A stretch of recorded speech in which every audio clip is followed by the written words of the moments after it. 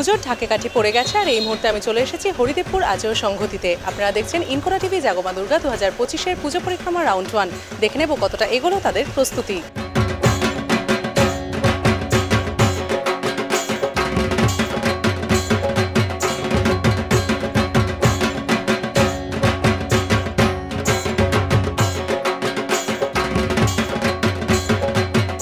এবছরের বিষয় ভাবনা হচ্ছে সর্বংসাহা, অর্থাৎ যারা সব কিছু সয়, অর্থাৎ সমাজের নারীদের যে ঘরের তাদের শ্রম, এছাড়াও তার বাইরেও যে তারা বাইরের যে কাজকর্ম সব কিছুর সাথেই নিজেদের কিন্তু নিযুক্ত রাখেন। এছাড়াও যদি দেখা যায় সমাজের 60% নারী শ্রমিক কিন্তু আমাদের কৃষিকর্মের সাথে যুক্ত।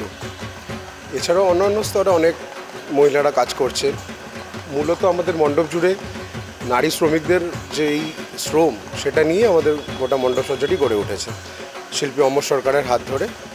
তারই পুরো বিষয় ভাবনা গোটা মণ্ডপ জুড়ে। এবং এখানে যে স্কাল্পচার আপনি দেখছেন, যে আর্ট ফর্মটা এখানে তৈরি হচ্ছে, সেটা হচ্ছে সম্পূর্ণ খোদাই করে ওয়ালের ওপর সিমেন্টের মধ্যে পুট্টি করে তার মধ্যে থেকে খোদাই করে করে তাদের যে ফিগার, তাদের যে শ্রম, তাদেরই কিছু জীবন কীর্তি এখানে দেখানো হয়েছে।